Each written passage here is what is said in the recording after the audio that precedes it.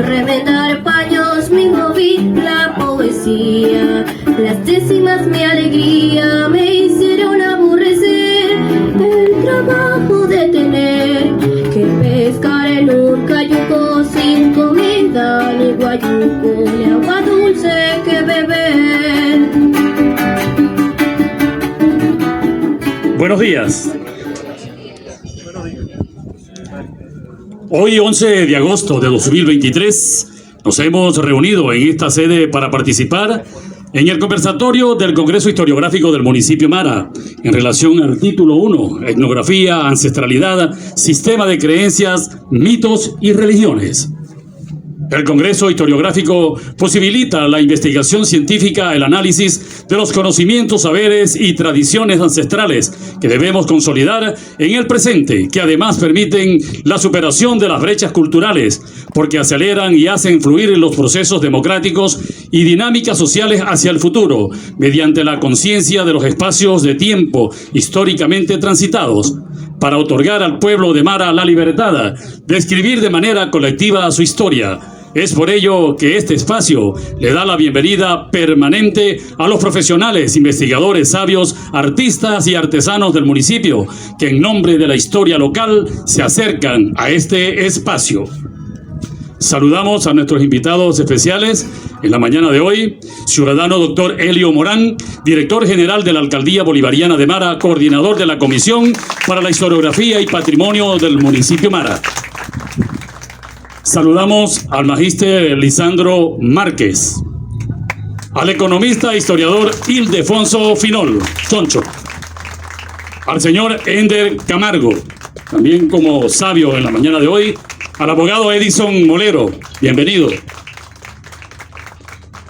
A nuestra hermana Benilda Puche, diputada a la Asamblea Nacional. También a nuestra hermana Dulce Morán, diputada indígena Añú a la Asamblea Nacional. Saludamos al licenciado Luis Montiel, director del núcleo de orquesta Mara, y por supuesto a los profesores que los acompañan. Y saludamos también a la licenciada Leticia Sot Vallera, del Instituto Nacional de Idiomas Indígenas. Bienvenida. Y por supuesto el saludo a todos ustedes, invitados especiales. Fuerte el aplauso, que se escuche. Hoy en este espacio ancestral, donde empezó nuestra ancestralidad, acá en la población hermosa Añú de Nazaret. Aquí estamos y por supuesto con mucho cariño y con mucha alegría, compartiendo de este espacio hermoso, ancestral, de nuestros hermanos Añú. Vamos a dar inicio, lo hacemos con la primera participación. En esta jornada le damos también la bienvenida a un docente guayú, al magíster Lisandro Márquez, quien realizará su ponencia sobre el tema oralidad y conocimientos tradicionales guayú en el contexto sociocultural del municipio Mara. Leemos su currículum: egresado en Educación, mención Ciencias Sociales, área Geografía de la Universidad del Zulia, diplomado en Didáctica de la Educación Superior, magíster en Medio Ambiente y Ordenamiento Territorial en la Universidad de La Habana, Cuba, especialización Derechos de los Pueblos Indígenas de la Universidad del Zulia, especialización Educación Indígena, Universidad Nacional Experimental del Magisterio.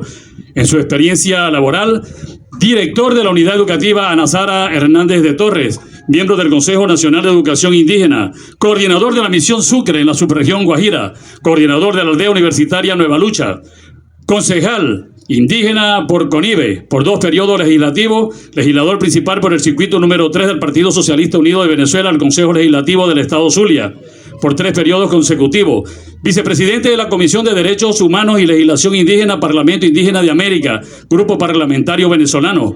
Actualmente coordinador de la Organización Regional de Pueblos Indígenas del Estado Zulia, ORPIS. Miembro activo del Consejo Nacional Indio de Venezuela, CONIVE. Director de la Comisión Indígena del municipio Mara. Vamos entonces a recibir con un aplauso al magíster Lisandro Márquez.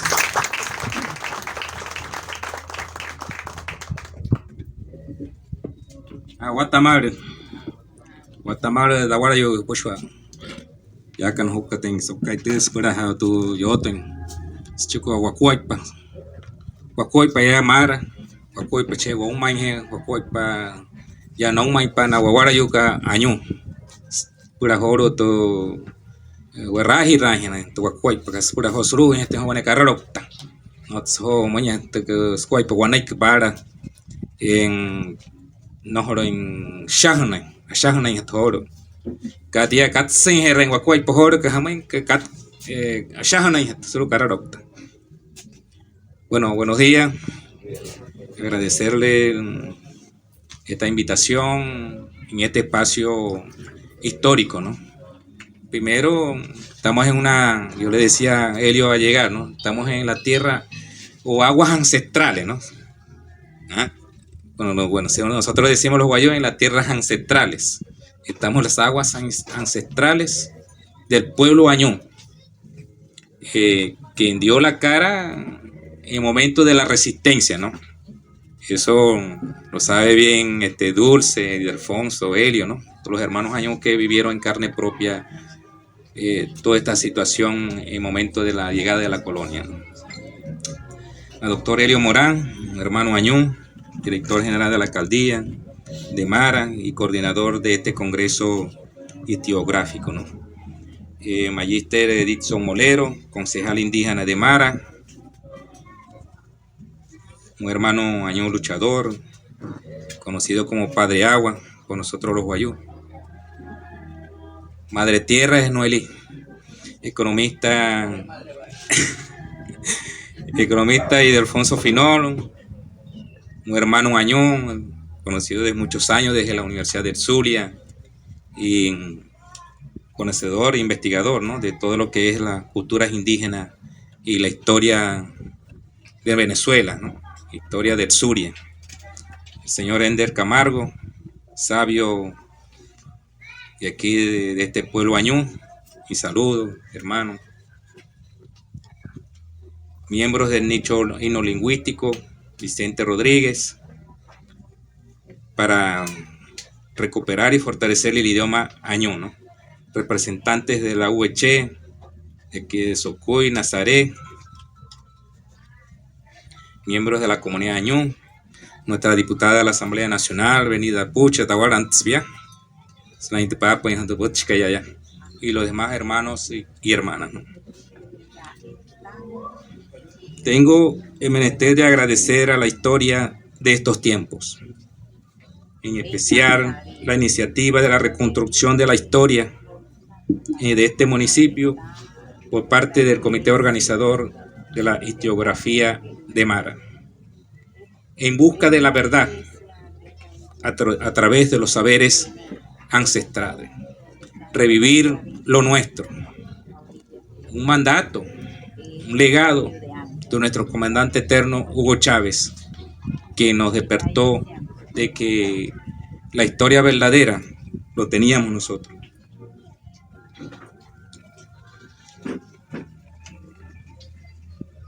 Oralidad y conocimientos tradicionales guayú en el contexto sociocultural del municipio Mara. Acujara, José Alberto, oralidad. Para nosotros los guayú, acuraja. Acuraja, oralidad. Es la esencia de la cultura guayú, donde se manifiesta el proceso del pensamiento construido y ordenado para la permanencia de la cultura de generación en generación. Es esencial en cuanto ha sido el canal minerario para garantizar la transmisión del conocimiento y la formación de la vida. Para el pueblo guayú, Acuraja surge del medio que lo rodea, que ofrece la oportunidad a través de la cual se transmiten conocimientos ancestrales. Estas características se dan en la educación propia de manera de establecer en la oralidad la base del conocimiento a partir de los actos fortuitos que dejan huellas imborrables en la memoria de la generación futuras. La oralidad es un proceso que se transmite para las futuras generaciones. Este método de la oralidad del pueblo indígena Wayuu ha mantenido la cultura, tradiciones, códigos de convivencia, entre otros. La aportadora de esta oralidad se llama Acho Woushi. Yaras himaten yarashkiru, yaras himaten yarasainru, yaras himaten yarasurusure. Es decir, nuestras sabias, nuestros abuelos, nuestras abuelas reposan esa oralidad en un conocimiento que está en la mente, que está en nuestros corazones y que está en nuestras vísceras. Esa oralidad permanente que se transmite a los niños, a las niñas, adolescentes, en compañía de los adultos, ¿no? Y esa oralidad es lo que nosotros nos ha servido y nos ha construido y hemos permanecido en el tiempo.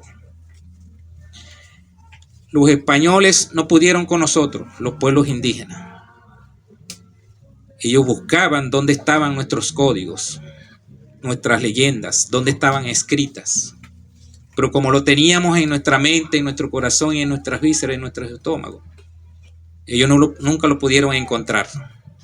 Y lo teníamos aquí bien guardado, en una biblioteca ancestral como nuestras abuelas, nuestros abuelos.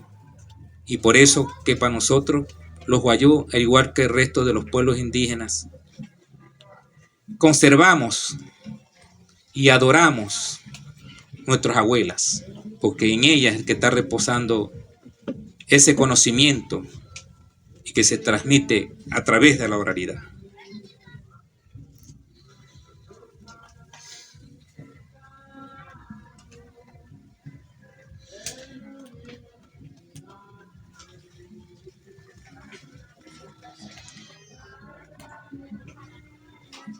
En la tradición oral Wayuu, el conocimiento y la experiencia cultural colectiva se realiza en forma espontánea, mediante la comunicación directa entre ascendientes y descendientes, entre ancianos y adultos, jóvenes y niños.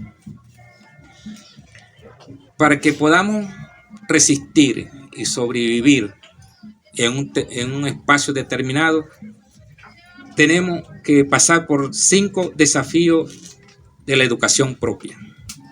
El primero es el territorio. Está ahí, está permanente. Nuestras abuelas, nuestros abuelos nos dicen, este es tu territorio. Tienes que amarla, tienes que defenderla, tienes que conocerla. Y por supuesto, conocer todos los elementos que hay en nuestro territorio. Los sitios sagrados, nuestros cementerios, nuestras plantas medicinales, nuestras plantas espirituales. Y por eso que nosotros, los Wayuu, defendemos a costa de lo que sea nuestro territorio. Ese es el primer elemento. El segundo elemento es la lengua materna.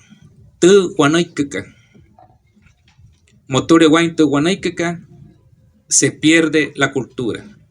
Es decir, que nuestros idiomas, al perderla, estamos perdiendo gran parte de ella, de nuestra existencia. Y no vamos a tener cómo defender el territorio. Usos, costumbres, tradiciones y cultura general, así como los no indígenas, tienen un sistema de educación, de organización social, de religiones, de tecnología. Igual nosotros los indígenas, en especial al pueblo Wayuu, tenemos nuestros usos, costumbres, tradiciones y cultura general. Gobierno propio en nuestro territorio guayú. En especial, nosotros tenemos nuestras propias autoridades. Arairayu, diría un guayú. Arairayu es nuestros tíos. Autonomía. Es decir, somos autónomos en nuestro territorio. No dependemos de alguien externo, sino que nosotros mismos resolvemos nuestra situación. Fuentes de realidad en la educación propia. Como yo le decía, los ancianos son los libros vivientes que testimonian y guardan el patrimonio cultural y literario del pueblo guayú. Ellos son las referencias bibliográficas del mito, el cuento y la leyenda, que relatan simbólicamente las vivencias cotidianas, las experiencias culturales y su convivencia armónica con la naturaleza. Oushu, Machón, como decía. El desafío de la educación propia, la oralidad y la escritura. En la educación propia, sus fines se sustentan en la interculturalidad, es decir, que se fortalece el componente oral, que es un aspecto propio y se crea y se mantiene, se fortalece y se transmite la competencia escrita. La oralidad está ahí. Repito, en nuestra mente, en nuestro corazón y en nuestras vísceras. Está ahí. Ahora, como estamos en un mundo intercultural, la escritura fortalece esa comunicación que es a través de la oralidad que tenemos aquí y que ahora somos llamados para escribirla. Entonces es una fortaleza para nosotros los indígenas, la escritura, porque hay que plasmarla ahora de forma escrita como lo estamos haciendo en este congreso, que ahora lo que tenemos en nuestra mente, en nuestros sabios, en nuestros ancianos, ahora hay que escribirlo, transcribirlo, certificarla. Y eso es una fortaleza para nosotros los pueblos indígenas, tenerlo por escrito. Pero eso no quiere decir que nos vamos a olvidar, que ya no vamos a conservar nuestros ancianos, nuestro Oushu.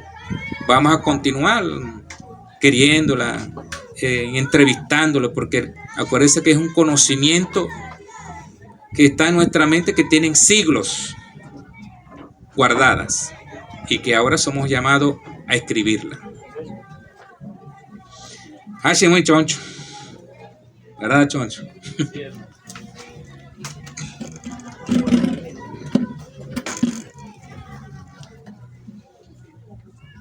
El guayú aquí como lengua materna. Se interpreta el significado del modo del ser guayú como depositario de un sistema de pensamiento fundado en valores y principios racionales. El nombre proviene del territorio guayú y los vocablos aná, equi, que literalmente significa persona de buena cabeza. Guayú naiki, aná, equi. En su derivación se utiliza el término anoiki para señalar la facultad del habla a través de la cual se expresan los contenidos fundados en la razón del linaje materno. Al principio le decía, el guayú naiki, su origen como tal, el nombre, viene de nequi, todo en el pensamiento. Por eso que le decía, la oralidad viene de nuestra mente. Y ahora, como estamos en un mundo intercultural, ahora tenemos que sacarlo de dónde viene cada uno de los términos. El guayú naiki se constituye en uno de los rasgos más distintivos del pueblo guayú, siendo el medio fundamental a través del cual se expresan los sentimientos y los pensamientos.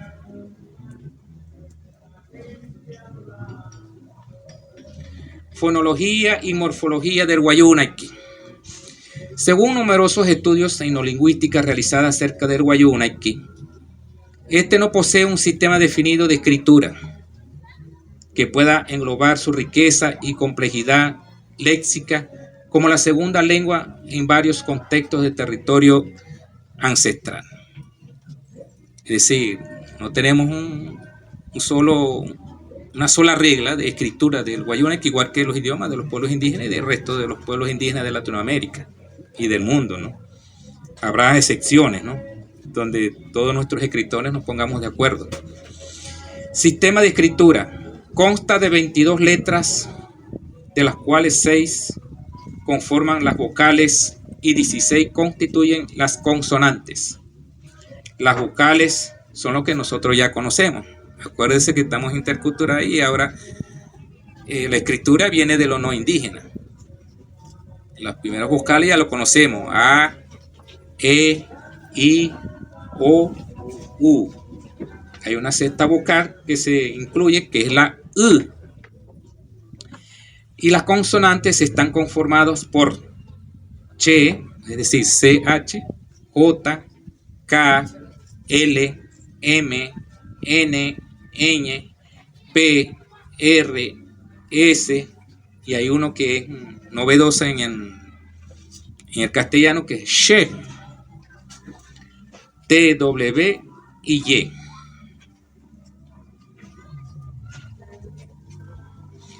Algunos ejemplos de sonidos acentuados y alargados a las dicciones que normalmente se pronuncian con el acento en su locución.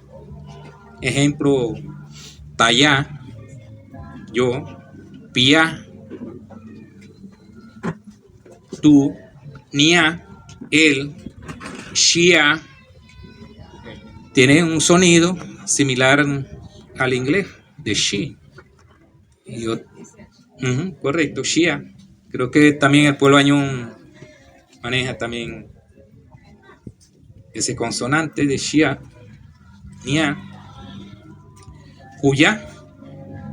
Juyá como deidad masculina. Para nosotros los guayú, aunque dice lluvia, es de femenino, pero para nosotros los guayú es el padre Juyá, es masculino.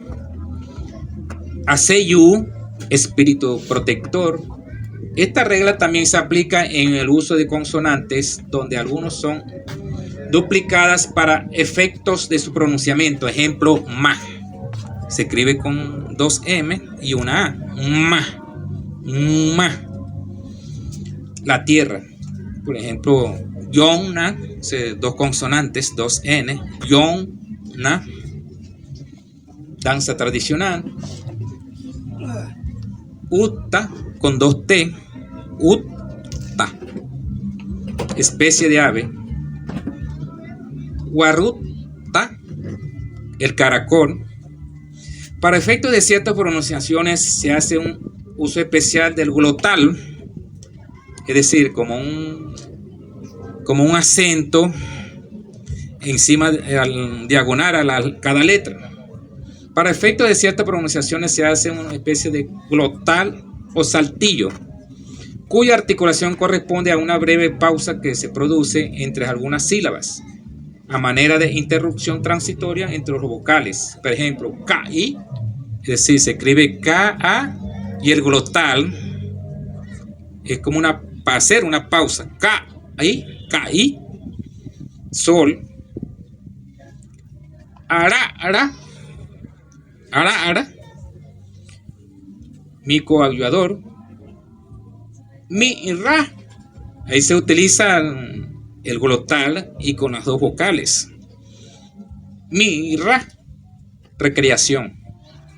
Coy, sin ese glotal, si lo quitamos, decía coy. O sea, no lleva el significado de lo que es realmente una avispa.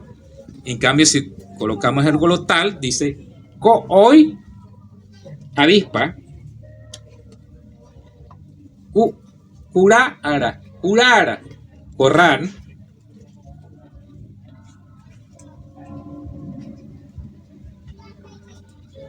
Esa es que tiene que ver con la oralidad y la escritura y las vocales y las consonantes.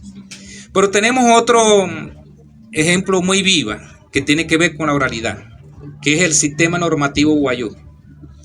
Es el conjunto de principios, procedimientos y ritos que regulan o guían la conducta social y espiritual de los miembros del pueblo guayú. Su aplicación social se hace efectiva a través de la institución moral, social y cultural del Puchipu, quien también se conoce con el nombre de palabrero. Es una figura institucional en el mundo guayú, el Puchipu. Es el pensador de los pacíficos, el que lleva consigo las palabras pacificadoras. El Puchipu tradicional cultiva en sus virtudes personales hábitos que corrigen actitudes mediante consejos y prácticas de comportamiento ético y morales, con los cuales afianzan los principios de la vida social y cultural en la historia del propio territorio ancestral. El Puchipu es una fuente de la oralidad, uno de ellos. Porque ahí el Puchipu tiene que jugar con la palabra de la oralidad, a través de la oralidad del pensamiento, del corazón y de las vísceras. Ustedes dirán, ajá, pero ¿por qué se habla de espiritualidad? El mundo espiritual detrás de la oralidad. Porque los elementos por los cuales nosotros nos comunicamos y pedimos permiso es a través de las plantas. Uno, ¿de dónde viene lo llamado contra? Que es un elemento, viene de la naturaleza, de una planta determinada, la contra. Y eso lo utiliza mucho el Puchipu, la contra para pacificar, la contra para Hashiepa, como dicen, es decir, para que si alguien lo está esperando con mucha furia, ganas de conformar un conflicto, entonces la planta, el baño que hace el Puchipu antes de llegar a ese sitio, él lo prepara. Y ahí está presente macho, Woshi. Es decir, la mujer guayú juega un papel fundamental a la hora de que el Puchipu vaya a partir hacia ese sitio donde va a dialogar, donde va a solucionar un conflicto. Es decir, el Puchipu macho es inseparable. Y ella es la que va a bañar, ella es la que va a decir, no coroin, no tú, ahora tire tu conuco pobre ahí cuaipa. Es decir, aquí está nuestro tesoro ancestral, que son los espíritus a través de las contras, que son unas plantas que se consiguen en la serranía de La Guajira.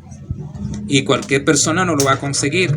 Eso lo señala a través de nuestro sueño. ¿De dónde viene nuestro sueño? De aquí. Huequí. O sea, desde aquí pasa por nuestro corazón. Cuando nos asustamos de algo, nuestro corazón palpita. Y cuando es muy fuerte la noticia, nuestro estómago responde. Entonces, todo el tiempo, machón, huequí, el Puchipu traslada el conocimiento hacia allá.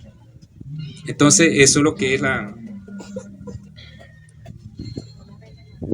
fuente de oralidad. Uno de los fuentes, aparte de machón, woshi, guaragra, es el Puchipu. Por eso dicen, es el que lleva la palabra. Por ahí hay varios tipos de Puchipu. No todo el mundo es Puchipu. Hay Puchipu que ya nace con dones, que va visibilizándose en el espacio donde se va a desenvolver un liderazgo. Cuando vamos a identificar un liderazgo en un espacio determinado, en el espacio político, en cultural, ya tenemos a quien identificar desde pequeño. Y así es el mundo guayú. Tenemos identificado nuestro Puchipu. Puchipu, el que lleva la palabra y lo espera alguien allá. Puchimahachi, es decir, tiene sus reglas para la resolución de los conflictos, y él es una de las fuentes de la oralidad, el palabrero.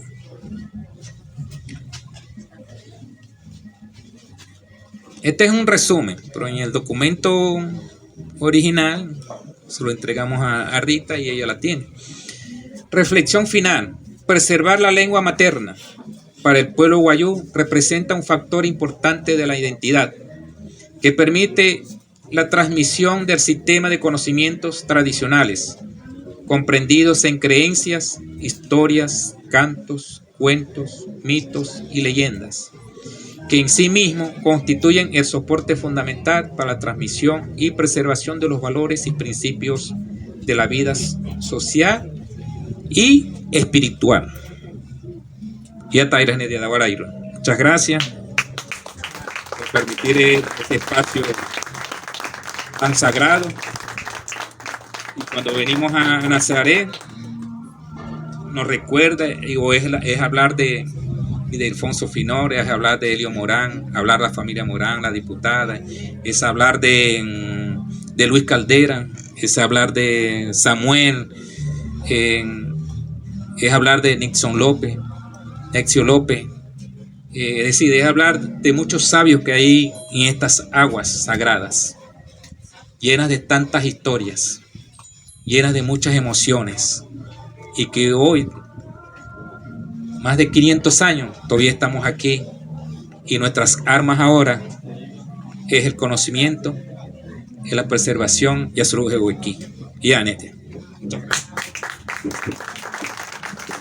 Bueno, gracias al profesor Lisandro Márquez por habernos adentrado a todo lo que es ese conocimiento de la oralidad. Y ya lo decía, escribir todo lo oral para que quede pues para las siguientes generaciones. Así que muchas gracias. Fuerte el aplauso de nuevo para el profesor Lisandro Márquez. Guayú. Queremos darle la bienvenida al concejal y coordinador parroquial de gobierno de acá de San Rafael, a Robert Arturo Morán Fuenmayor, y por supuesto todo el equipo de jefes de calle, jefes de comunidad, de todo el eje de Nazaret.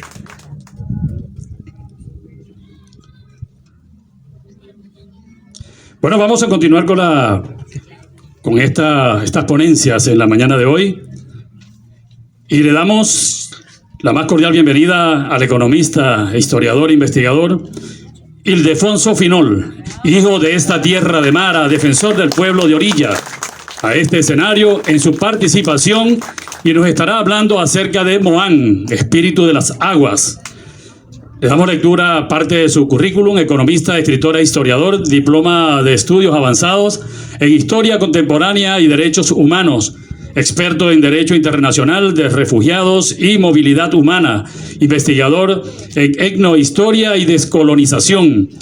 Dentro de sus cargos desempeñados, presidente de la Comisión Nacional para los Refugiados 2009-2017, garante por Venezuela en mesa de diálogos, gobierno de Colombia y el ELN en 2017-2018, constituyente en el 1999, diputado por el Estado Zulia en el 1994 hasta 1999, presidente de la Corporación de Turismo del Estado Falcón 2004-2008, editor de diversas publicaciones, conferencista internacional, autor de libros sobre imperialismo, derechos humanos, socialismo y doctrina bolivariana, cronista de Maracaibo. Con ustedes, nuestro hermano Ildefonso Finol.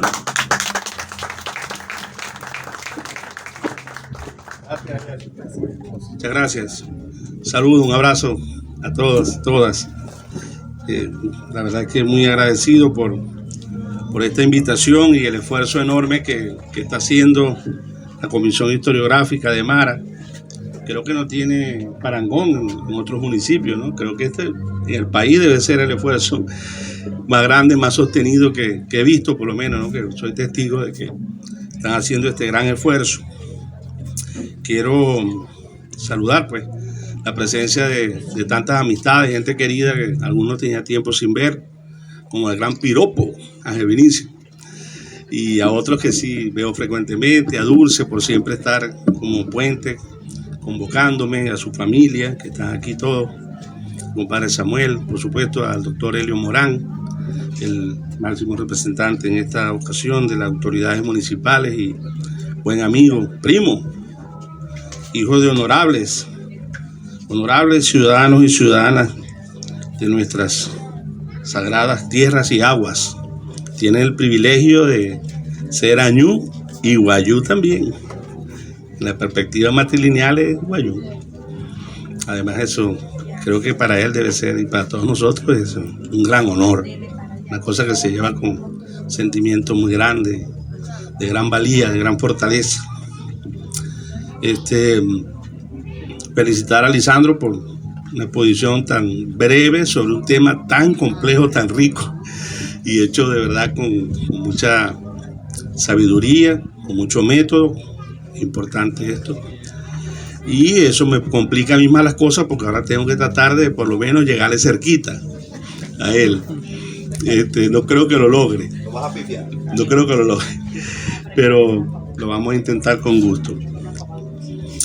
Bien, me habían pedido los compañeros y compañeras de la comisión hablar del tema de Mohán, de esa palabra enigmática, muy complicada de ubicar en la historia de la humanidad, y que por circunstancias históricas que siguen siendo enigmas, nuestro pueblo lleva ese nombre, ¿no? Pero vi la convocatoria y me pareció que era muy bueno el enfoque, en el sentido de ir un poco más allá, no solo referirnos al término, a la palabra como tal, que repito, sigue siendo un enigma. O sea, lo que yo he hecho son estudios de aproximación etnolingüística y etnohistórica, pero avanzar un poco más a lo que es la religiosidad, la espiritualidad, la cosmovisión, la mitología de nuestros pueblos, que esto además me va a permitir conversar con ustedes sobre unas enormes fortalezas que hemos heredado de nuestros pueblos originarios en general, y en el caso específico del pueblo añú, del lago Maracaibo. Fíjense, la palabra Mohán es una palabra, por eso decía enigmática, que se encuentra en muchos idiomas, ¿no? La primera aproximación que nosotros hicimos con este término, por la curiosidad infantil, pudiéramos decir, que un grupo de muchachos en la plaza, en la vieja Plaza Bolívar, hacia el año 1972, nos preguntábamos sobre qué significaba. Y la persona, digamos, la referencia intelectual más importante que teníamos a mano era el profesor Elías Arañez. El difunto Elías Arañez era un profesor, un educador de una gran vocación, que vivía ahí cerquita de la plaza además, y en cuyos antepasados tenían sangre del pueblo añú, como también de blancos criollos de orilla. Pero fue la persona que se nos ocurrió ir a tocar la puerta. Muy impertinente de parte nuestra, porque fuimos al mediodía. Esas familias de entonces almorzaban a las 11:30 de la mañana, y nosotros fuimos a tocar la puerta como a las 12, estarían haciendo la siesta. Y el Arañez se sentaba allí en la sala, en un mueble, porque recuerden que él tenía un problema con una prótesis de una pierna.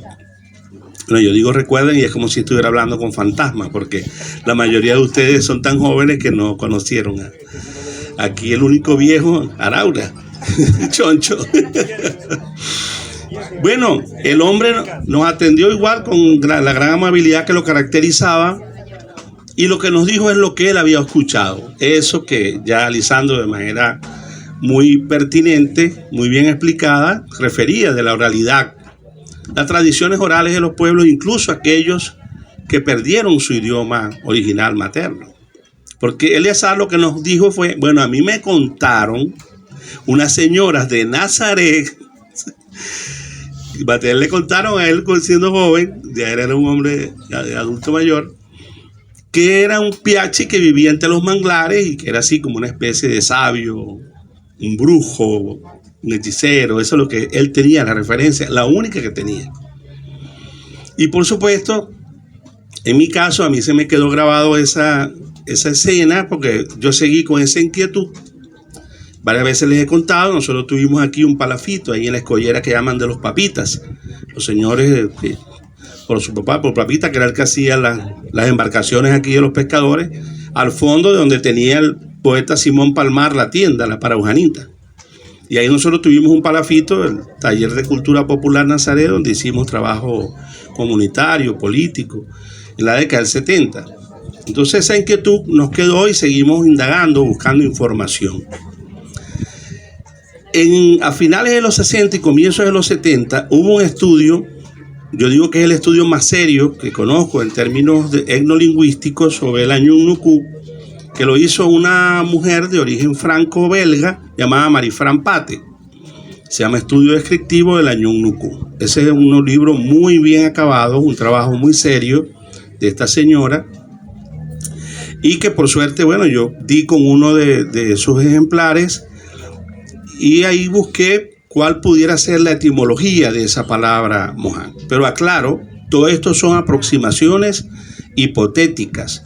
Nadie puede hacer de manera 100% de certeza decir que esa palabra viene de tal etimología o que tiene tal significado. Sería un tremendismo intelectual llegar a eso. Por eso el único artículo que escribí a comienzos de este siglo, aclaré allí que era una especulación etnolingüística a partir de la fuente que de que disponía. En este caso, los trabajos de Marifran Pate, los apuntes de Alfredo Hahn de comienzos del siglo XX, de hace 100 años, y otros. Y si hay sonidos del idioma ñuñucú, esa raíz mo es muy común, es como en el caso del guayunaquín ma, en el caso del añú, mo es la tierra. De hecho, mogor es el término que se utiliza para la tierra firme, para la tierra continental, más allá de los lugares del archipiélago añú, como yo llamo a las islas que tenemos al frente. Y ese lugar, ese mo, con un correspondiente sufijo, puede aproximarse a significados como tierra anegadiza, tierra húmeda, moonti, buena tierra, moana, y otras aproximaciones que se pueden construir con otros sufijos que están allí. Pero fíjense por qué decía lo enigmático. Pues que esta palabra, luego me he dado cuenta en la indagación empírica, en los hechos y en la investigación literaria, documental, que existe en muchos idiomas. En el hindi de la India existe el mohán. De hecho, es un nombre propio y también es un apellido. En el idioma árabe existe mohán. En el idioma guanche, originario de las Canarias, que también fue exterminado por la invasión hispana, existe el mogán. Todavía hay un lugar así, muy turístico y tal, una playa que ellos tienen. Y se refiere al nombre de una planta. Y aquí en las cercanías, si ustedes se paran aquí ahorita en este lugar que se llama Moján y proyectamos hacia la cuenca del Magdalena, territorio de la vecina República de Colombia, encontramos una leyenda que existe desde los tiempos de la colonia del Moján. ¿Y a qué se refiere esa leyenda? Que la perspectiva católica lo demonizó, porque era una leyenda, una mitología de los pueblos originarios de la cuenca del Magdalena, que incluso llega hasta el Huila, o sea, Colombia adentro. ¿Y de qué habla esa leyenda? De un espectro que sale de las aguas. Y que bueno, en el caso de los curas siempre, todas las tradiciones de los pueblos originarios las demonizaban, que se llevaba a las muchachas, pendejo no era el tipo, ¿no?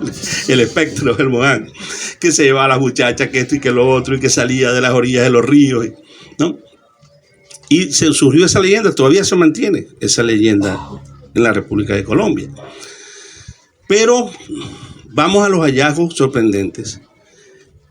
Si seguimos esa línea, rumbo suroeste, vamos a dar a la isla de Pascua. Allá, a 4.000 kilómetros de la costa de Chile, donde estaban culturas polinesias, pueblos originarios, y tienen los moai. Los moai son esas representaciones escultóricas gigantescas, esas cabezotas que ellos tienen allí puestas, y son un testimonio inmenso del patrimonio originario de nuestros pueblos. Porque aquí cuando nos hablan del arte, las artes en general, ¿no? A las artes de nuestros pueblos originarios las meten en un solo saco que llaman prehispánico. Yo invito a eliminar ese término de nuestras mentes y de nuestro léxico, porque nosotros no somos prehispánicos, nosotros somos mapuches, guayú, añú, náhuatl, mixtecas, aztecas, guaraníes, o sea, tenemos una nombradía propia. Cuando nos meten en un saco y nos dicen prehispánico, también además es que nos eliminan. Barí, bienvenida hermana, vino de allá de la tierra de Barí, pueblo que admiramos y queremos mucho. Entonces nos meten a todos un saco que se llama prehispánico o precolombino. Pero además esto determina que nosotros existimos a raíz de que ellos llegaron. O sea, nosotros no sabíamos que existíamos. No teníamos conciencia de ser. Entonces ahora el 24 de agosto nos van a invitar al descubrimiento del lago de Maracaibo por Alonso de Ojeda, un tipo que ni siquiera conoció el lago de Maracaibo, porque sus propios documentos del viaje dicen que se devolvieron de ahí, de la entrada del Golfo de Venezuela, bordearon la Guajira, que ellos llamaron erradamente Coquibacoa, por eso pidieron una gobernación de Coquibacoa, y se devolvieron y el 5 de septiembre estaban en Santo Domingo. ¿En qué tiempo recorrieron el lago? Si nuestros héroes de la batalla naval tuvieron que buscar a los prácticos de aquí de adentro para poder entrar por esos canalillos, ¿cómo iba a ser Ojeda para entrar? Con aquellas embarcaciones grandes que ellos traían con cañones y un montón de gente y pólvoras, etcétera, por ese canalito. Los que hemos navegado por ahí sabemos que es imposible que ellos hayan entrado. Y no lo hicieron. Pero la historiografía burguesa eurocéntrica nos dijo que ellos nos descubrieron. Ese término hay que borrarlo de nuestras mentes y de nuestros léxicos. Igual que el prehispánico, o que ellos fundaron nuestras ciudades cuando ellos lo que hicieron fue una invasión y un genocidio y ocuparon nuestros territorios para apropiarse de nuestros recursos con el trabajo de nuestros ancestros, porque esa gente no vino a trabajar. Entonces, fíjense en esa línea que invitaba a ver, esa línea imaginaria hacia el suroeste. Aquí en las cercanías, en los hermanos cuicas, tenemos los momoy. ¿Y qué son los momois? Para los pueblos cuicas, unos espectros que salen de las riberas de los ríos y se esconden entre el césped, una especie de duende, un espíritu de las aguas. Momois, moais. Pero es que también en esa línea, a la mitad del camino, está el Ecuador, que es la mitad del mundo. En el Ecuador, cerca del pueblo de Otavalo, pueblo originario por excelencia de Ecuador, donde estuvo Bolívar varias veces, ahí hay un volcán inactivo que se llenó de agua con las lluvias, que se llama, ¿cómo se llama? Mojanda. Se llama ese volcán. ¿Por qué la gente de allí, los pueblos originarios, lo llaman Mojanda? Porque en ese volcán que se llenó de agua se formó un lago. Y hay un espíritu que emerge de esas aguas. Imagínense la enorme coincidencia. O sea, para los que nos apasionamos con estos temas, a mí, bueno, me tiene eso atrapado buscando esos significados que incluso en el antiguo hebreo o en el arameo, uno de los dos que lo habló,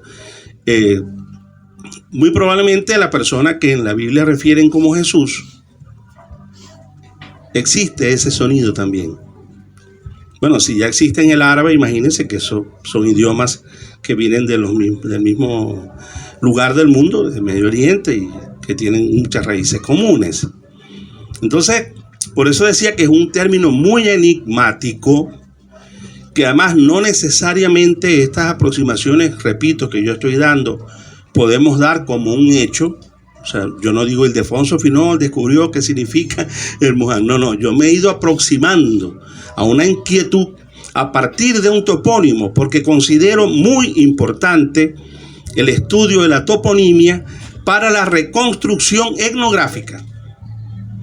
Y fíjense que ello nos permite, pero no lo había visto, mi hija Dalivia, ¿ves? ¿Quién me preguntó que dónde quedaba el palafito? Rita Molina, preguntarle a mi hija que la tenés al lado. El palafito ese de que estaba hablando de la década del 70, porque ellos residen allí todavía. Entonces, la toponimia, fíjense qué importancia tiene, que hasta para el estudio comparado de los idiomas nos ofrece datos sorprendentes y que tenemos que atender, porque si nosotros queremos desentrañar todas las verdades que nos fueron negadas a partir de la imposición de los mitos colonialistas con los que todavía hoy nos quieren seguir dominando, nos quieren recolonizar, nos quieren transmitir que somos ciudadanos o seres de segunda o tercera y que tenemos que seguir mirando la sabiduría, la ciencia, las tecnologías, las poses, la cultura de los eurocéntricos y los anglosajones del norte, y cuando nosotros como pueblos tenemos civilizaciones ancestrales incluso que fueron y son superiores a las de ellos. En nuestro caso de los náhuatl de Mesoamérica, de los mayas, de los pueblos aymaras o quechuas venidos del imperio inca. Nosotros tenemos civilizaciones incluso hoy que somos los grandes protectores de la vida en el planeta Tierra. Y ese es un aval, ese es un aporte de los pueblos originarios que las culturas occidentales, eurocéntricas, de los invasores colonialistas no entienden todavía hoy. Y quieren ponerle la mano a la Amazonía y quieren seguir disponiendo de los recursos naturales para llevar el planeta a la destrucción. En estos días se conmemoraba, y los gringos se jactan de eso, que tiraron en pocos días 2 bombas atómicas. Y fíjense la fuerza del colonialismo ideológico. Como en Japón, el lugar donde fueron lanzadas las 2 bombas atómicas, con cientos de miles de víctimas en muy poco tiempo, le rinde pleitesía a los victimarios. Fíjense el trabajo ideológico espiritual que hacen los colonialismos y los imperialismos. Por eso la importancia de estas reuniones, por eso la importancia de hermanar estas fortalezas de nuestros pueblos ancestrales, de nuestras verdaderas raíces, ¿no? Porque ello es lo que nos va a permitir, aferrados a esas raíces, que nuestros troncos y nuestras ramas y nuestros frutos sean fuertes, sean sólidos y sean imperecederos. Entonces, más allá del significado de un término, repito, porque no quiero convertirme en el oráculo, en la persona que va a descifrar esto, porque eso sería una gran responsabilidad que yo solo no puedo resolver. Necesitamos un concurso de muchos esfuerzos, pero hago estos aportes porque ha sido parte de mi vida. Pero fíjense, por seguir citando ejemplos cercanos, toas, que es un término también utilizado desde la crónica de los invasores en las primeras anotaciones, igual que zapara, incluso anterior. Son palabras que en el caso de toas, buscando el significado, ustedes encuentran, como yo lo hice hace 20 y pico de años, que en Cuba existen los mogotes de toa. ¿Y dónde están? Están en la zona de Baraguá, que es la zona que es el único reducto de memoria indígena que queda en Cuba, porque los taínos fueron exterminados por la invasión europea. ¿Y qué significa esa toa de aquellos mogotes de toa y de la cuenca del río Toa en Cuba? Pero es que en Puerto Rico también hay una. Cuando vos buscáis el elemento común entre esta isla, este promontorio sagrado del pueblo añú, donde hemos incluso encontrado cementerios antiguos anteriores a la invasión. Yo tenía unas imágenes que la próxima vez que nos veamos en un salón que sea posible proyectarlas, porque tenemos imágenes de esas vasijas mortuorias, de esos espacios de cementerios sagrados del pueblo añú. Fíjense que cuál es el elemento común de esta isla con aquellos lugares que nombré de Cuba y Puerto Rico: la piedra caliza. Son lugares de abundante piedra caliza. Y resulta que esa palabra, touch, es la piedra en el viejo Añunucú. Y ahí tenemos una explicación en el caso de Toa. O en el caso de Maracaibo, que la raíz Mara, municipio Mara, ¿no? Después de tanto especular de que era un cacique, que si no, que si existió y no existió. Bueno, fíjense, la raíz Mara, según la hilvanación de los aportes de Alfredo Hahn entre 1912 y 1914, los aportes de Marifran Pate en 1970 y los apuntes de Lisandro Alvarado, la palabra Mara es la tinaja. Incluso esa palabra es compartida aquí y en otras lenguas de origen arahuaco hacia el oriente del país, incluido el guayquerí, que también es de tronco lingüístico arahuaco. Por eso el nombre original de Isla Margarita es Paraguachoa. Paraguachoa, Paraguaná, Paraute, Paraujano, Paraguachón, Paraguaypoa. Esa raíz es compartida también, que es por cierto, una impronta del tupi guaraní en nuestros idiomas por las oleadas caribe amazónicas. Pará, que así como decía Lisandro de Huyán, en el caso de Pará es el mar. Igual en el caso del Guayunaiki, que en el Añunucuy, que en el Guayquerí también. Pero en el caso de Mara, lo dice Lisandro Alvarado, las aguaderas. En el caso de los pueblos de tronco lingüístico arahuaco en el oriente. Entonces Mara es la tinaja. El sonido Kai, que en el Guayunaiki se pronuncia con la glotal, que ya explicó Lisandro, que es una pausa en la pronunciación Kai, como si entre el sonido de la A y de la I se hiciera una pausita chiquitica de segundos. Kai. ¿Está bien dicho? Caí. En el caso del añú, esa misma palabra sin la glotal es el sol también, Cai. Y por eso Maracay, fíjense que Maracay está allá en el centro del país. Pero ¿qué es lo común entre Maracay, que es lo mismo, y Maracaibo? ¿Qué es lo común? Que ambos lugares son una tinaja.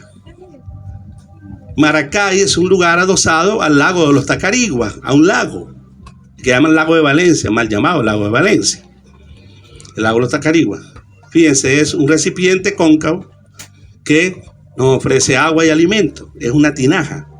Por eso Mara es una tinaja y por eso Maracay y Maracaibo es la tinaja del sol.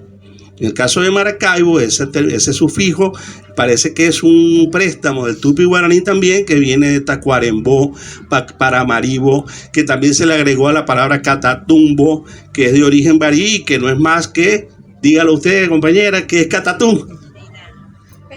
El pez boca chico, ese rayo que dice ahí la gente, un relámpago. No, ese lo que hace es tirar boca chicos para el río. El relámpago del Catatumbo. Todo eso que tira él son boca chicos. Coño, gracias, compadre, seguí echando boca chicos. Entonces esa terminación es un préstamo, posiblemente también del tupi guaraní, porque la palabra catatú, de origen barí, como lo vengo diciendo, y hay que defender esa cosmovisión del pueblo barí, que es el legítimo dueño de todos los valles del sur del lago hasta allá, hasta Chinácuata y Pamplona y Cúcuta y todo eso, es el Boca Chico. Entonces en Maracaibo tal vez eso se prestó, pero fíjese este otro dato muy curioso también y que nos invita a seguir buscando.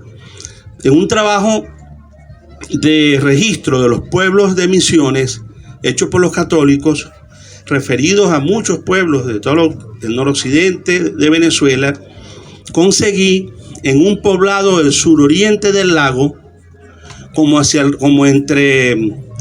cogiendo de aquí del Venado hacia Puricaure, palabra típicamente indígena, Puricaure, un cacique llamado Maracay Mo. Fíjense, qué interesante, porque ese sonido mo sí corresponde más a nuestras pronunciaciones y no el bo, porque tal cual la letra B no está en nuestra fonética. Por eso yo he dicho, y lo lamento, no lo digo con agrado, que esa tesis de que Venezuela es de origen añú indígena no lo es, es imposible, porque la raíz BN no existe en los sonidos, no solo de los añú, tampoco de los guayú, ni de los caquetíos, ni ningún pueblo cercano de las raíces arahuacas. Entonces Bene y la terminación suela tampoco no son de origen indígena, es un préstamo de los europeos cuando compararon las viviendas nuestras palafíticas a orillas del Golfo, cuando entraron allí el 24 de agosto de 1499. Entonces por eso el interés en la toponimia, ¿no?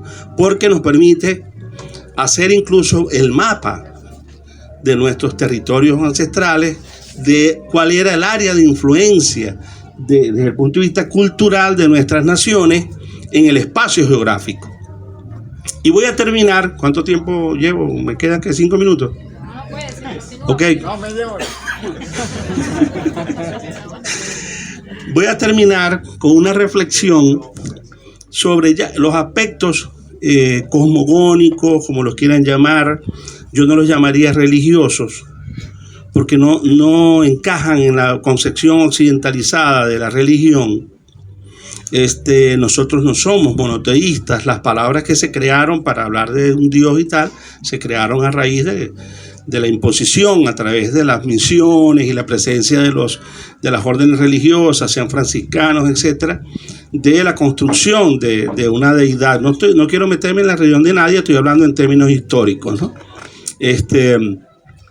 Nuestros pueblos tenían una cosmovisión, en general los pueblos originarios de Abya-Yala, como le decimos ahora al continente, y en particular los pueblos de nuestra región, específicamente estoy hablando del pueblo añú, a través de la revisión de las prácticas tradicionales que se mantuvieron en una forma de vida, en una civilización acuática, que tal cual, como se ha dicho, nosotros tenemos la perspectiva de la vida desde la madre agua, Winton Choini, somos hijos de la madre agua, y además la pesca artesanal, que implica un trabajo colectivo que involucra al núcleo familiar y al entorno en la actividad de obtención del alimento, de la proteína y de la forma de vida, desde el punto de vista socioeconómico.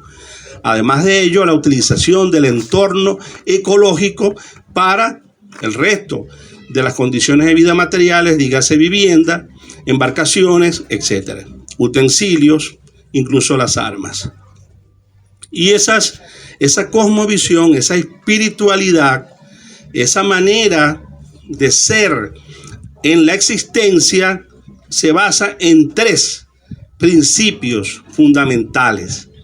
¿Cuáles son esos principios fundamentales que conforman la espiritualidad, la cosmovisión de nuestra civilización acuática, en el caso del Añú, y de la gran mayoría de los pueblos originarios de nuestro continente? Son, primero, una ética ecológica profunda, es decir, partir del hecho de que nosotros no somos dueños y señores, como se hace en las culturas occidentalizadas, de la naturaleza, sino que somos parte de ella. Incluso con una actitud de agradecimiento, hijos e hijas de ella. Como parte de ella, necesitamos no solo ser el factor problemático, como se es en las culturas dominantes, que el ser humano es el factor problemático que incluso amenaza la existencia de la naturaleza, sino ser corresponsables, ser corresponsables de su preservación y de su buen uso. Por eso, fíjense, en estos días tuve la oportunidad con un muchacho de aquí de Nazaret que está viviendo en Santa Rosa, buen amigo, y él contaba una anécdota que resume esa manera de ser en el mundo. Él decía que tuvo una pesca de abundantes especies, agarró un cardumen en ese momento, y que los comerciantes y tal lo querían pagar muy mal, no se lo compraron, lo estaban haciendo esperar. ¿Qué hizo él? Lo repartió a la comunidad, además de su familia. Fíjense esta mentalidad. Antes, por ejemplo, de un gremio ganadero que hace unos años atrás, para subir el precio de la leche, prefirió tirar todos esos millones de litros de leche a los ríos. Fíjense el primer elemento de la ética ecológica. El segundo, un concepto distinto de propiedad. La propiedad, como la concebimos en nuestros pueblos originarios ancestralmente, no quiere decir que hoy en día estemos penetrados por los antivalores, pero no es la concepción de la propiedad esclavista. Nosotros no agarramos a otro ser humano para que sea nuestro esclavo como si fuera una bestia y lo sobreexplotamos. No es la propiedad feudal, es decir, no convertimos un pedazo de tierra en un lugar de servidumbre de otras personas para con nosotros. Y tampoco es la propiedad capitalista, que busca a todo trance obtener la máxima ganancia indistintamente de las secuelas que esa actividad genere. Nuestra manera de asumir la propiedad está entre el rango del buen vivir, es decir, los derechos que tengo de tener una vida gratificante, con cierto confort, con cierta tranquilidad, con algunos objetos de la vida normal que nos merecemos todos tener, el buen vivir que llamamos. ¿Y cuál es el rango que limita esa apetencia legítima de tener? El bien común. En ese rango del buen vivir y el bien común está la concepción de la propiedad de los pueblos originarios. Y eso lo podemos incluso constatar hoy en día en las comunidades que se preservan, ¿no? En legítima defensa de la vorágine capitalista, neoliberal y todo, que se preservan modos de vida que les permiten conservar sus formas de vida, tener acceso a los derechos que generan los diferentes desarrollos científicos, tecnológicos, etcétera, pero preservando el bien común. Es decir, no destruyo aquellos bienes que obligatoriamente debo compartir con mi comunidad y con mis semejantes y con el resto de las personas. Y el tercer elemento, el primero dijimos ética ecológica profunda, un distinto sentido de la propiedad ubicado entre el buen vivir y el bien común. Y el tercer elemento es la conexión telúrica, espiritual, sentipensante con nuestros ancestros. Y esto tiene un poder muy grande porque la afectividad es una de las fortalezas principales de los pueblos originarios. El mantenerse congregados en torno a la abuela, como decía en el caso Guayú, o de la comunidad, la persona más anciana, de la madre como elemento unificador, sobre todo en una sociedad machista, patriarcal, donde en general los vicios de esa sociedad construyeron una figura del macho irresponsable que no asume la paternidad, que no asume las responsabilidades para con la familia, para con la descendencia, pero nunca falta el elemento cohesionador de esa afectividad más allá de lo material, que es el amor y el botalón afectivo que es la madre. Entonces esa vinculación al ancestro y esa necesidad de buscar y de rebuscar, de reencontrarnos con aquel pasado, con aquel antepasado más lejano posible. Fíjense que la sociedad occidental lleva a la gente a ir a los archivos a ver si tienen un antepasado español o algo para conseguir ciudadanía, y nosotros estamos buscando cuál era el tío mío que vivía allá por la Plaza del Hacha, donde íbamos a visitarlo cuando chiquito, que se quedó ciego, que le decíamos tío Jesús Ángel, que se fue para Loma, porque nosotros necesitamos encontrar ese ancestro de nuestras raíces originarias, porque ahí es que realmente nos sentimos realizados. Y ese trío de valores, ética profunda, sentido colectivo, responsable de la propiedad y la conexión con lo ancestral, es lo que forma nuestra espiritualidad, si quieren también el término, nuestra religiosidad. Lo dejo hasta ahí y muchas gracias.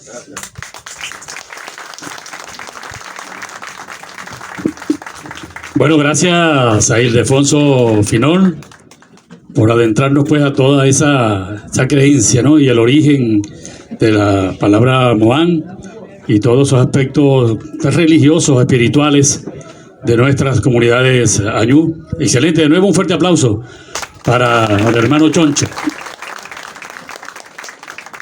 Bueno, vamos a continuar nosotros.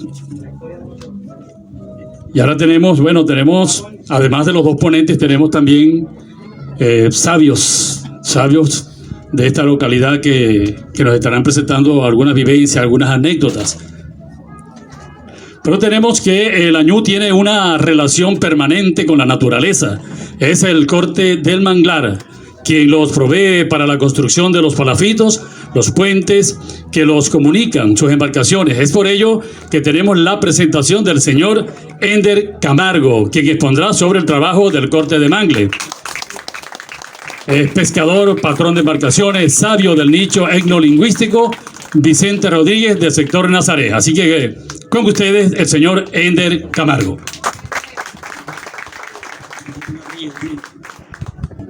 El que es Méndez.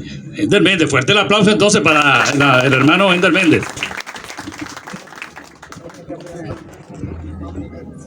Bueno, lo mío va a ser breve.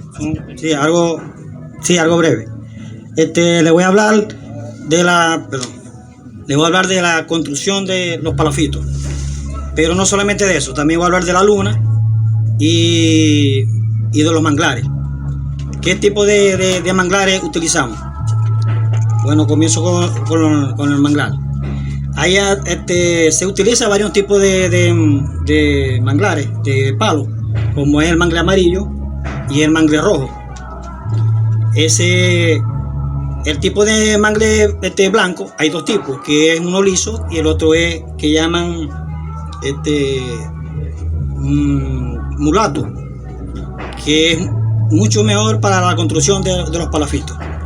Tenemos el mangle rojo, que lo utilizamos como varillones o horcones para la construcción de los palafitos. Ahora, ¿qué influye la luna sobre la madera? Que tiene que ser en menguante. ¿Por qué menguante? Porque el árbol o la mata, como queremos llamar, cuando la luna está creciendo, ella va creciendo y los poros se le abren, donde ella bota con lo que llama la savia. Ese es el crecimiento de la mata. Por eso que cuando hay creciente no se puede cortar ningún tipo de árbol, porque estamos cortando el crecimiento del árbol. Ahora, después que llegamos a lo que es la menguante, donde podemos cortar la mata. ¿Por qué la podemos cortar? Porque donde se cierran los poros del árbol, se cierran los poros, donde ya ella deja de crecer, sino lo que va a endurecer. Ahí es donde es bueno ella. Se puede cortar. ¿Por qué se puede cortar? Porque tenemos la termita y tenemos lo que es los coquitos o los insectos que perforan lo que es la madera. Bueno, cuando es tiempo de menguante, ellos no perforan la madera. ¿Por qué? Porque la madera tiene los poros cerrados, donde la madera es fuerte. A cambio, si lo cortamos con creciente, no nos va a servir. ¿Por qué? Porque se pudre rápido. No dura, ¿qué? Meses, 2, 3 meses, 4 meses. A cambio, si lo van a cortar con menguante, puede durar años. 10 años, 20 años, 15, hasta 100 años. Depende en qué sitio lo van a colocar. Por ejemplo, este bohío está hecho de madera blanca y madera roja. Aquí no tenemos ahorita lo que es una madera mulata. Es mangle amarillo normal. Y quizás hay algunos que no están cortados con menguante.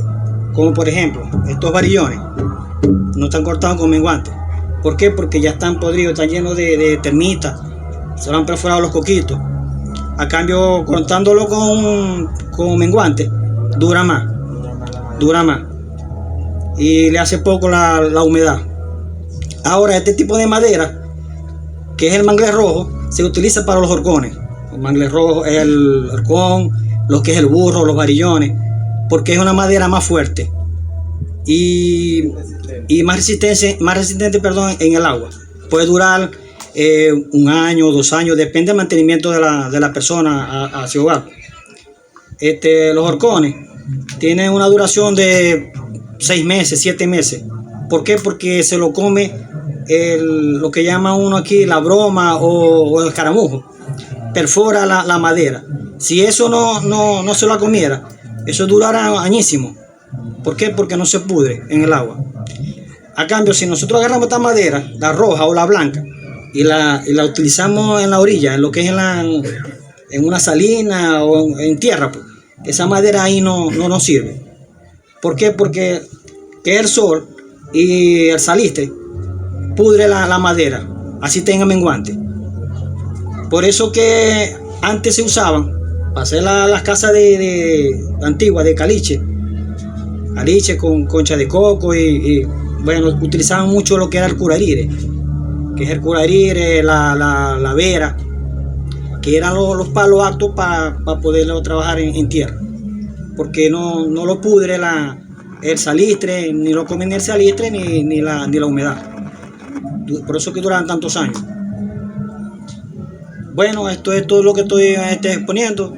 Me disculpa que no le diga más porque hasta ahí me llega mi conocimiento. Bueno, gracias, Ender. Bueno, además que el corte de mangle fue uno de los primeros oficios productivos de esta zona de Nazaret, según las investigaciones que se han realizado. Creo que fue la primera actividad comercial de la zona acá de Nazaret y de otros pueblos de agua. Así que gracias, fuerte el aplauso para Ender.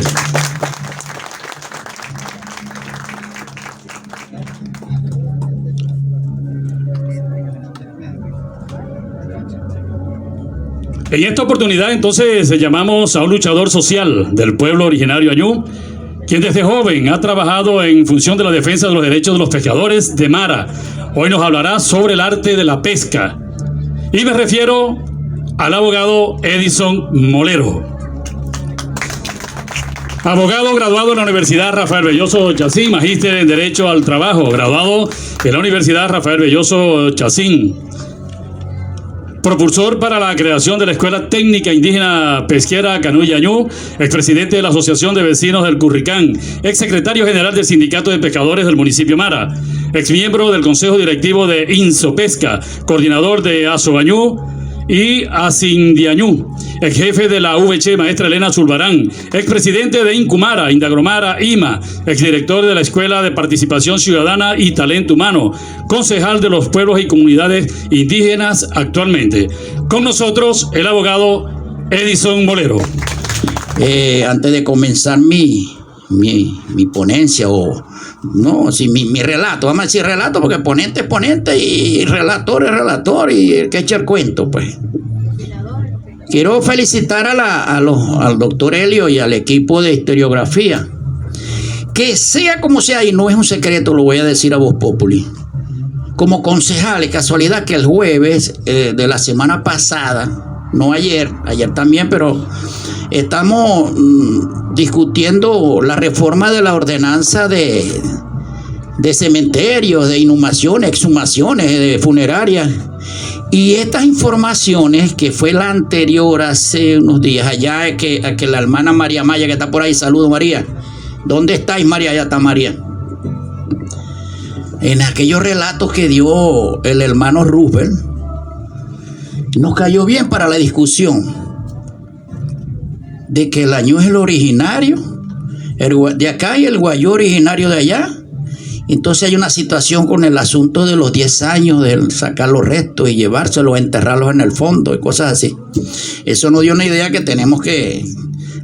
paramos un poco el asunto de la discusión de la reforma a la ordenanza porque hay esa disyuntiva. Menos mal que nos salieron un poco de muertos ahí, de las mismas ordenanzas de los muertos, nos salió un poco de muertos que le faltaba la S, que la tenía de más, que cosa por el estilo, de forma y de fondo. Pero bueno, me corresponde a mí hablar de algo que apasiona también, que es el arte de la pesca. Y hay cosas, mire, hay situaciones donde dicen que, bueno, donde es verdad que una de las fuentes del derecho es la costumbre. ¿Y qué mejor que la costumbre? Fíjense una cosa, según la ley de navegación, a todo se le dice buque. Y según las costumbres aquí, ancestrales, cayuco, chalana, chalupa. Y así sucesivamente. Allá no es buque pesquero artesanal, según la ley. Si vas a demandar algo no puedes decir ni chalana, ni chalupa, ni cayuco, ni nada por el estilo. Tiene que ser buque pesquero artesanal.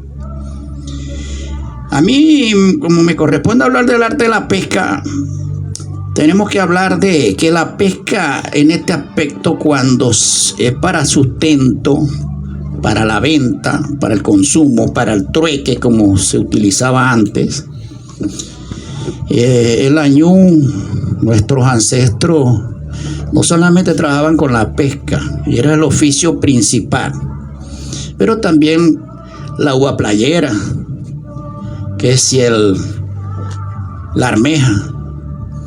Muchas cosas que debemos conservar, que se ha ido, lo hemos destruido nosotros mismos. Entonces, cuando hablamos del arte de la pesca es incertidumbre. Por eso es que el añú es muy católico. De allí, ¿por qué? Porque cuando va a pescar, antes de salir le dice a la mujer y mi hijo, Dios quiera que coja ya algo, la Virgen, que cojan pescado, porque es incertidumbre, no sabes qué van a coger pescado, pero no sabes la cantidad. No es como el ganadero que tiene 20 vacas y las cuenta todos los días. No es como que tiene 2 pescados en una pecera que las cuenta todos los días. Ahí va a ver si Dios quiere que coja algo para comer, para vender, para cambiar, para regalar. Porque el que va a la orilla no se va con la mano pelada, se lleva lo que sea, lo que llaman picota, ¿no? O picapiedra le dicen allá en la orilla de la mano. Pero es una incertidumbre.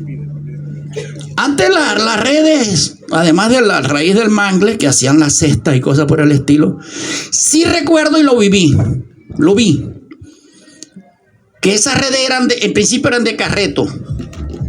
Uno dirán carreto porque es un palo, no, carreto porque le decían carreto, es de papel. Usted hace un papel, una hoja de esa de papel y la va doblando y hace un hilo que no se parte.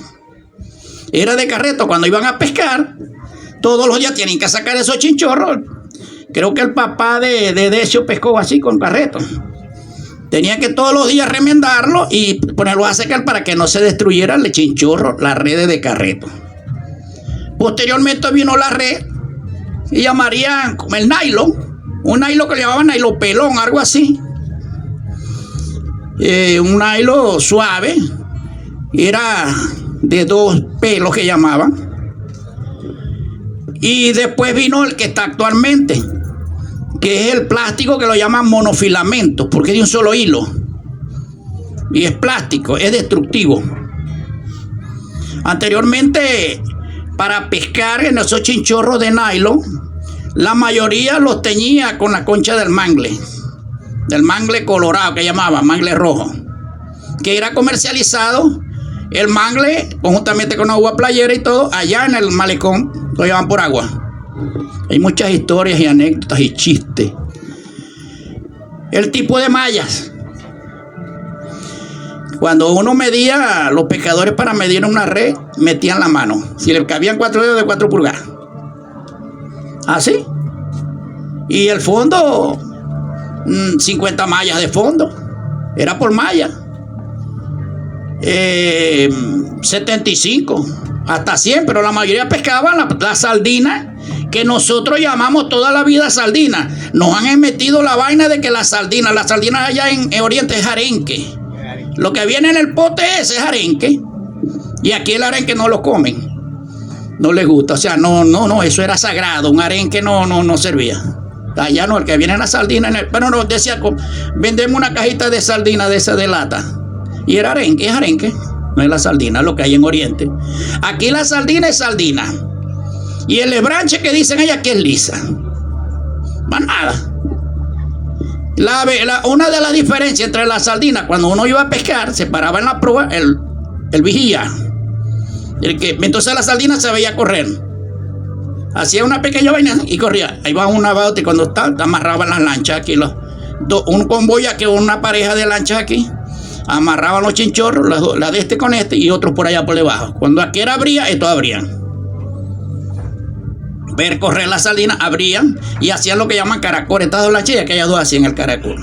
El pescado corre ahí, cuando llega el caracol se mete. No había necesidad ni de echarle palo. Con el bolo. El bolo es la palanca pequeña que era para porrear. Y la pesca de lisa era diferente, parecida mismo en caracol, pero la veían saltar. La lisa salta. La sardina no, la sardina corre. La lisa salta. En la pesca de la curvina, uno le dicen corvina, pero toda la vida se le ha dicho curvina. Uno, lo que llaman buzo, pero uno siempre ve el buzo, no notaba el buzo que era con un bicho aquí, con un oxígeno, las caretas, no. De interiores y chumplón al agua y oía el pescado. Esta curvina está para allá, coge para allá. Expertos, años. Punta Palma, San Rafael. De esta zona ya, mucho que aprender de esto, de la pesca. El arte de la pesca, qué hermoso es. Fíjense que el remo, aquí no le decían remo. Y la palabra es remo. Aquí le decían canalete.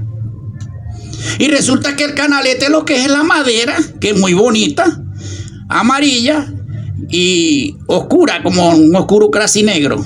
Cuando hacían el remo, y le decían, pásame el canalete, porque era la madera que le llamaban canalete, pero yo no sabía que era la madera de canalete, fue que lo supe. El remo, dame el canalete y uno le daba el remo. Y hacía el bolo, que era para porrear el pescado, la palanca, que era para jalar. Anteriormente, cuando iban a pescar era vela, a la vela. Después vinieron las pacapacas, que eran las planticas, Vistation en aquel momento. 9 caballos, la máxima era de 13, esa volaba, depende cómo le ponían el eje más largo y la propela, o la hélice, nosotros decimos propela. Y todas esos artes que utilizaban, el buzo, otros pescaban la curvina que hacían la canal. Uno dice arrastre, eso es mentira, no se llama arrastre.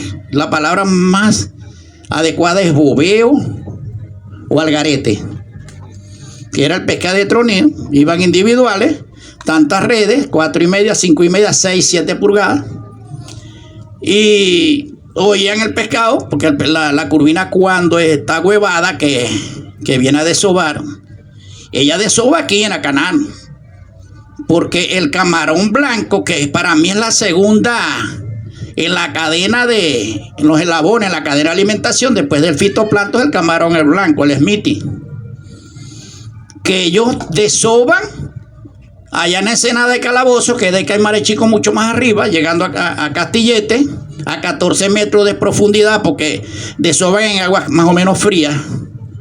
Y después cuando viene la poslarva, que tiene un poder natatorio muy, muy débil, con el viento se vienen por el canal de la Barra, otros desovan, pero como un 20 o 15% por la de Quisiro, entra por Cañonero o por Burro Mocho. Nomás que tiene 3 entradas el Golfo con el agua, tenía 4 con Paijana, pero lo cerraron.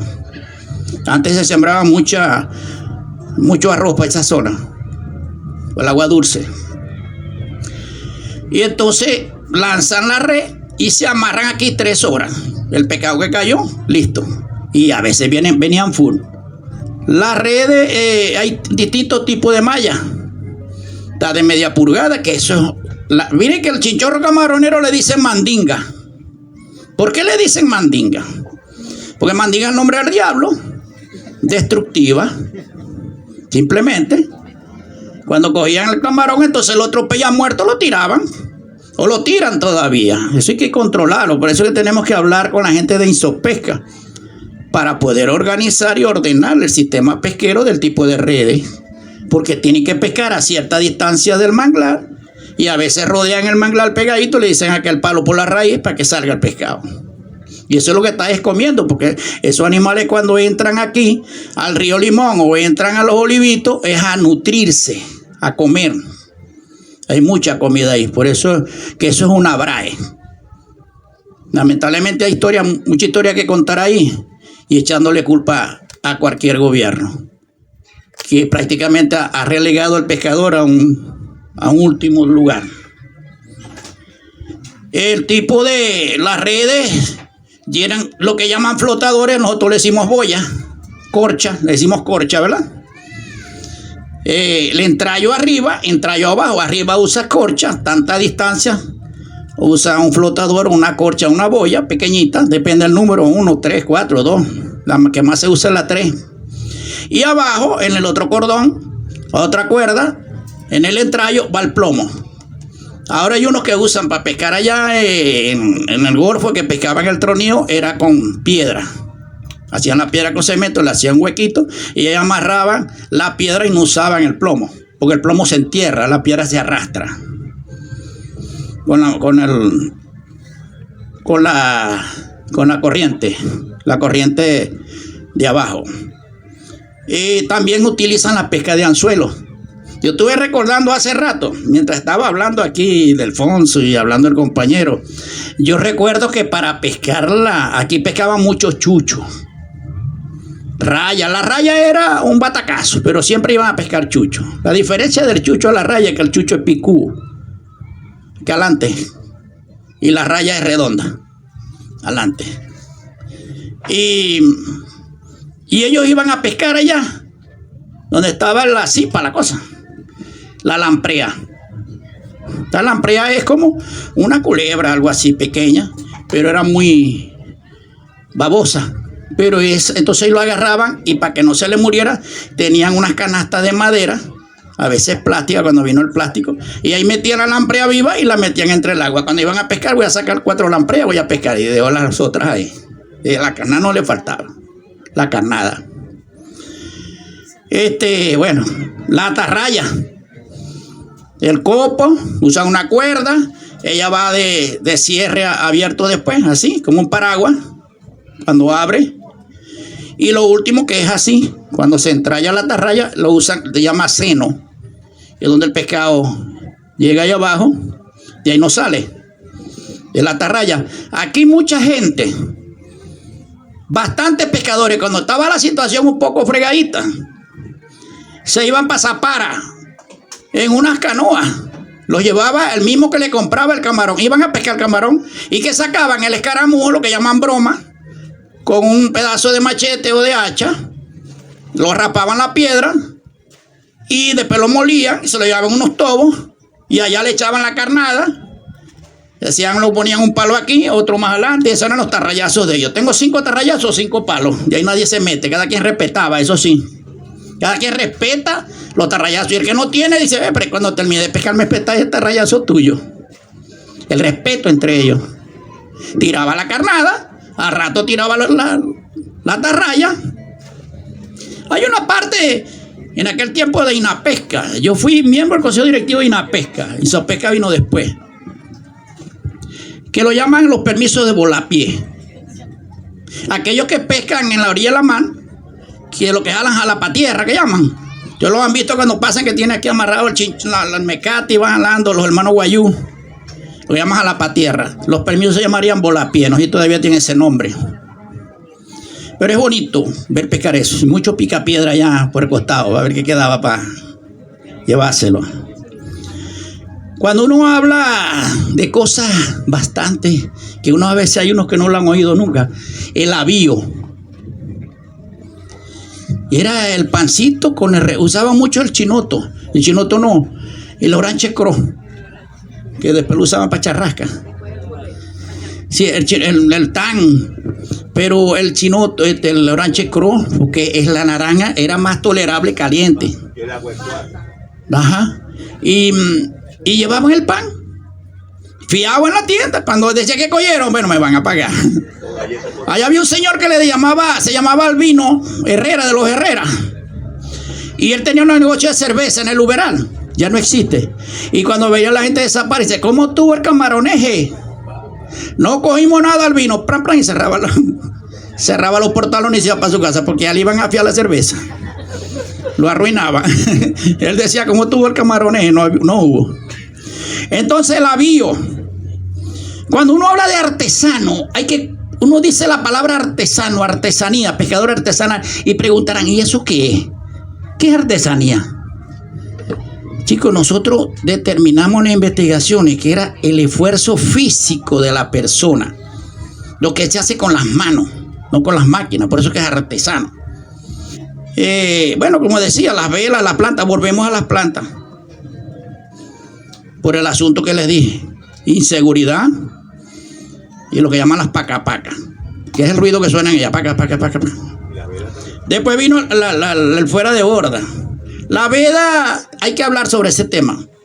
Por eso es que yo le digo a los compañeros pescadores, no pesquen cangreja aquí y la comercializan, porque del puente sobre el lago hasta la zona norte, todo esto es prohibido pesca de cangreja azul, porque aquí desova.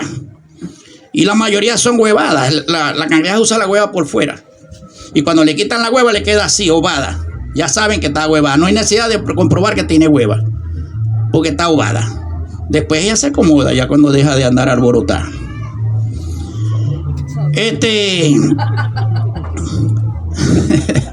Bueno, cuando habló el compadre del manglar, uno dice, hay uno como 5 o 7 tipos de manglar. Tenemos el mulato, el amarillo, el blanco, el rojo.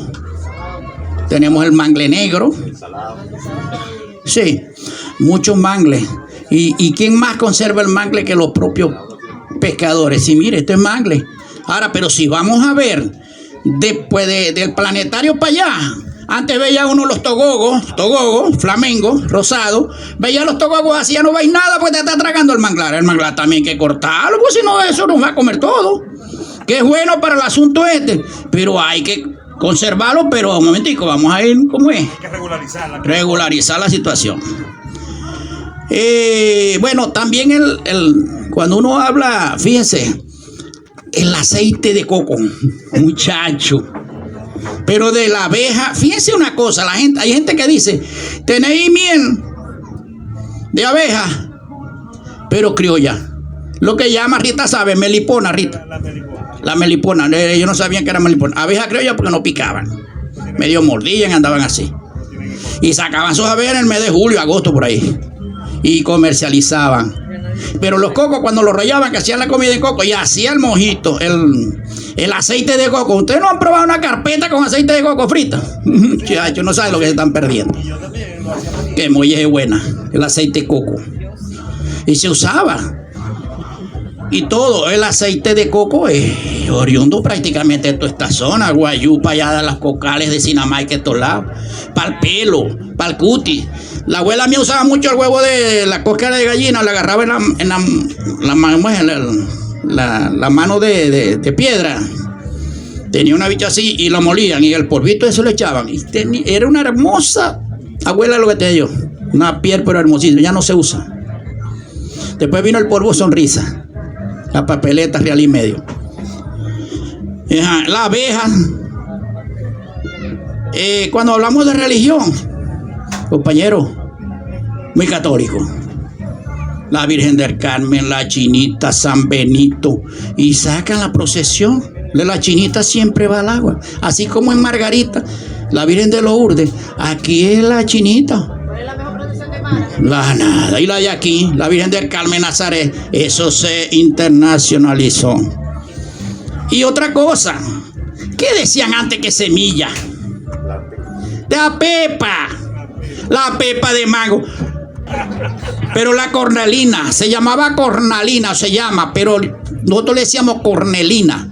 Es como la muere, el semáforo. Por allá las viejas decían el semáforo. Y el semáforo, el helicóptero. La cornalina. Y hay algo que era para el asunto que era para la suerte. Además de la albahaca morada y el cariaquito morado. La Pepe Samuro. Y yo decía, ¿qué es eso? Y de la Pepe Samuro. Yo se la vi trabajando a Fernando Villalona, el cantante dominicano, en unos videos, trabajando para hacer anillos. Pero la Pepe Samuro la rapaban y la pulían con brazos y cosas por el estilo. Quedaba brillantica y le incrustaban, que sí, cosas de oro. Y no usaban lo que era el llavero. Ese era un llavero, un cordoncito, la Pepe Samuro. O sea, cosas muy hermosas dentro de este sistema. El asunto de las décimas en la parte cultural, hablando de la religión que tiene que ver con la cultura. Las décimas. Se llama décima porque tiene 10 líneas, 4 y 6. Y uno tiene que, para acá tengo una décima que la quería cantar, ¿no? Pero yo voy a finalizar, no sé si me faltó algo, cuando hablamos de la totuma, de cosas por el estilo, qué casa no tenía. Hay una cosa que yo le decía guachimán, o los viejos le decían guachimán, porque la palabra era waxman, que viene norteamericano, que es el vigilante. Había un palo, o en aquel tiempo un fogón, y siempre tenían la ollita con el café, le decían la olletica. Pero había un palo que lo llamaban el guachimán, para que el fogón no se apagara, era grueso, y lo ponían para que siempre se estuviera quemando, lo empujaban. Y siempre las brasas para mantener el café tibio, que era el guachimán, el palo ese. Y ahorita quedamos de hablar sobre ese tema, ya que la difunta tía Amanda Paz, tío Rubén, tía Ana, que usaban ese tipo de cosas. ¿Qué casa de por aquí, qué rancho no tiene un termito con café? Eso es milenario. Eso no es una vaina inventada. A cualquier sitio ahí tenés el café. Y el café no más que bueno en la mañana y a las 4 de la tarde. Serán los horarios del café, ¿o no, Helio? Horario del café. Gracias. Gracias. Y gracias otra vez. Bueno, gracias al abogado Edison Molero por toda esta experiencia con lo que es el arte de la pesca, ¿no? Y hay otro dato. Yo vengo también de familia de pescadores. Hay un dato curioso, cuando Edison hablaba del arte de la pesquería o de la pesca con el carreto. El chichorro de carreto había que ser muy cuidadoso al momento de salir, no podía dejarse que le cayera, pero ni siquiera una gota de agua en el trayecto desde esta zona hacia la isla de Toa o hacia los bajos, el pescadero, donde era la zona de pesca. Porque si ese chinchorro allá llegaba mojado, tenían que sacarlo allá, echarlo a secar para esperar la noche para poder pescar. No podían... Por ningún pienso se podía dejar que se mojara en el trayecto. No, esos son datos curiosos del momento por el tipo de material que se utilizaba, que era muy, muy delicado y no podía, sí, el carreto en ese momento. Vamos a entregar reconocimientos y luego cerramos con ese tema. Pues vamos a escucharlo, así mientras se preparan los músicos. Así que vamos a entregar certificados. El doctor Helio Morán. Consultó al Piache Boán que meditaba ya por Maraca, donde el cacique Nigale consultó a Moán por Maracá. Mohan viene de Mohan, que es el espíritu de las aguas. Mohan, mi pueblo natal, es el espíritu de las aguas. Resiste espíritu de las aguas. Te quiero espíritu de las aguas. Añú espíritu de las aguas. Añú espíritu.